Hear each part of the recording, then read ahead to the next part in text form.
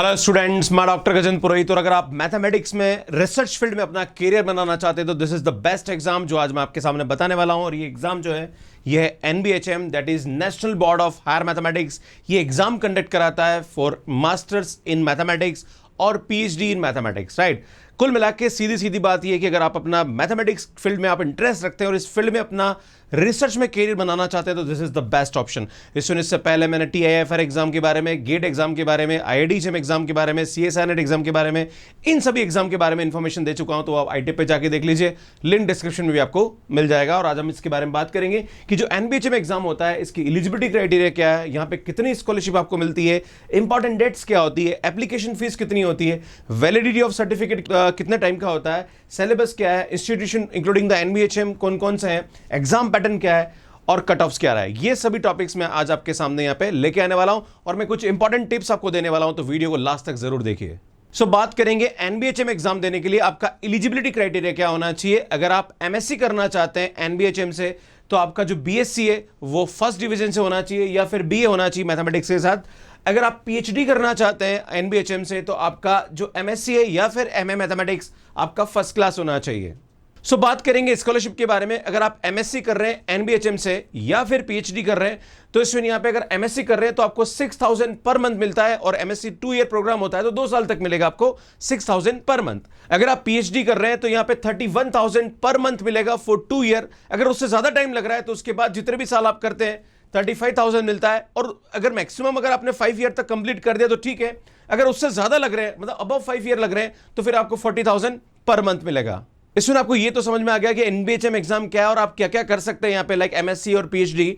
अब बात करेंगे कि यार सर पीएचडी करना चाहते हैं तो एग्जाम डेट्स क्या रहती है, कब इसका एप्लीकेशन निकलता है और क्या लास्ट डेट होती है। तो ये कोविड टाइम पे 2021 में इसका फॉर्म निकला था 22 फरवरी को, एंड लास्ट डेट जो थी फॉर्म भरने की वो 21 मार्च थी। और एग्जाम जो हुआ था वो 10 अप्रैल 2021 को हुआ था, क्योंकि 2020 में भी ये एग्जाम नहीं हो पाया था बिकॉज ऑफ कोविड, तो ये इसमें निकला था। पर नॉर्मली कोविड जब नहीं था, मतलब 2019 और उससे पहले, तब एग्जाम का जो फॉर्म है वो दिसंबर में निकलता था, लास्ट डेट भी दिसंबर में होती थी, एंड जो एग्जाम होता था वो जनवरी में होता था। अब बात करेंगे कि अगर आप एनबीएचएम से एमएससी करना चाहते हैं तो इसका फॉर्म कब निकलता है, लास्ट डेट क्या है और एग्जाम कब होता है। तो वही बात है यहाँ पे कि कोविड टाइम पे इसका जो फॉर्म है वो 26 नवंबर 2020 को निकला था।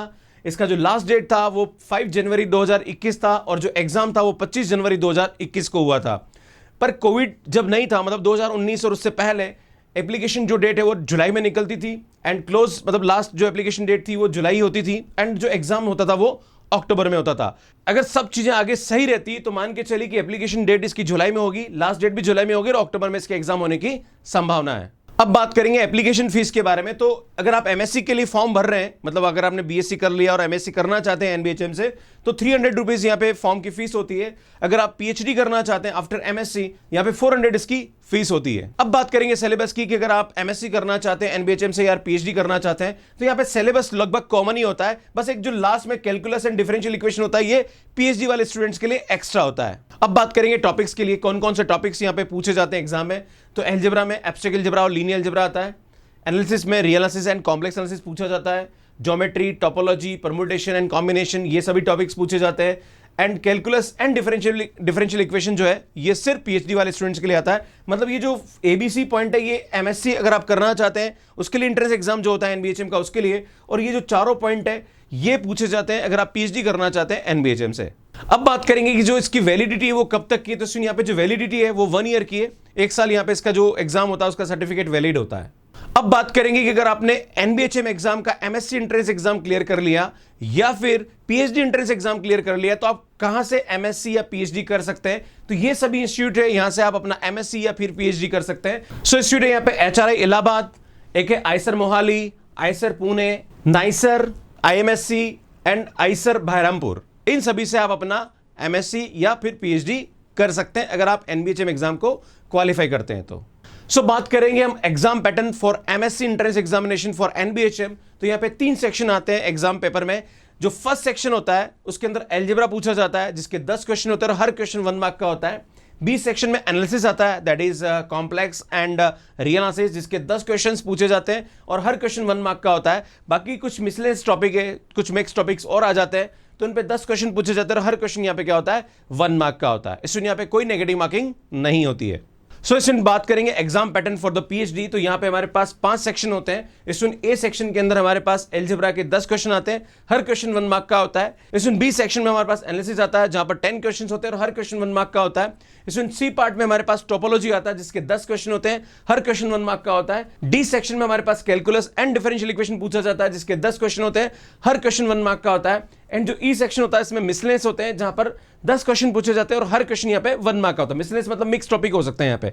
अब स्टूडेंट मैं आपको बता दूं कि यहाँ पे 5 सेक्शन होते हैं, पर हमें कोई 4 सेक्शन यहाँ पे अटेंड करने होते हैं। मतलब हमारे पास 40 क्वेश्चन का ही ऑप्शन होता है, तो आपको इनमें से कोई एक सेक्शन आप यहाँ पे छोड़ सकते हैं। सो बात करते हैं कट ऑफ के लिए। अगर आप एमएससी के लिए एंट्रेंस एग्जाम दे रहे हैं एनबीएचएम का, तो यहां पे हमारे पास 30 मार्क्स में से अगर आपके 20 या 20 से ज्यादा आते हैं तो आप इस एग्जाम को क्वालिफाई कर सकते हैं फॉर एमएससी। अगर बात करें पीएचडी के लिए, तो हमारे पास 40 मार्क्स से क्वेश्चन पूछे जाते हैं। अगर 40 में से 27 या इससे ज्यादा मार्क्स लेके आते हैं तो इस एग्जाम को आप क्रैक कर सकते हैं। स्टूडेंट मुझे लगता है कि जो मैंने एनबीएचएम एग्जाम के बारे में आपको इन्फॉर्मेशन दी होगी वो कहीं ना कहीं आपके लिए बहुत ही हेल्पफुल होगी। अगर आपको ये इन्फॉर्मेशन हेल्पफुल लग रही है तो प्लीज मुझे कमेंट करके बताइए। मैं नेक्स्ट इस एग्जाम की स्ट्रेटेजी के बारे में डिस्कस करूंगा कि इस एग्जाम की तैयारी आपको कैसे करनी चाहिए। प्लस यहां पे बता दूं कि सीएसआईआर नेट एग्जाम के बारे में कि इस एग्जाम ये एग्जाम होता है क्या है, इसकी क्या कैरियर अपॉर्चुनिटीज है, इसके बारे में मैंने पूरी इन्फॉर्मेशन दे रखी है। इसमें अगर बात करें गेट एग्जाम के बारे में कि गेट एग्जाम में हमारे पास क्या कैरियर अपॉर्चुनिटीज है, ये एग्जाम आपको क्यों देना चाहिए, इसके बारे में पूरी इन्फॉर्मेशन मैंने यहाँ पे दे रखी है। इसमें बात करते हैं यहाँ पे कि टीआईएफआर एग्जाम होता क्या है, इस एग्जाम में क्या कैरियर अपॉर्चुनिटीज है, क्या सिलेबस है, क्या कट ऑफ है, ये सब मैंने यहाँ पे इन्फॉर्मेशन दे रखी है। तो जितने भी एग्जाम जहां पर हायर मैथमेटिक्स पूछी जाती है वो सभी मैं यहाँ पे लेके आया और उनके कैरियर ऑप्शंस के बारे में डिस्कस कर रहा हूं और आगे भी मैं आपके सामने करता रहूंगा। और कौन सा एग्जाम किससे बेटर है ये भी मैं आने वाले टाइम में आपको बताने वाला हूं। तो सुन बने रहिए और जितने भी मेरे वीडियोज है इनके लिंक आप डिस्क्रिप्शन में देख सकते हैं। सुन आई पे भी आप देख सकते हैं। और मैं आपको बता दूं कि ये सीरीज आगे भी कंटिन्यू रहेगी और अगर आपको ये सीरीज हेल्पफुल लगती है तो प्लीज कमेंट करके जरूर बताइए। आप सभी का बहुत बहुत धन्यवाद। Thank you, bye bye.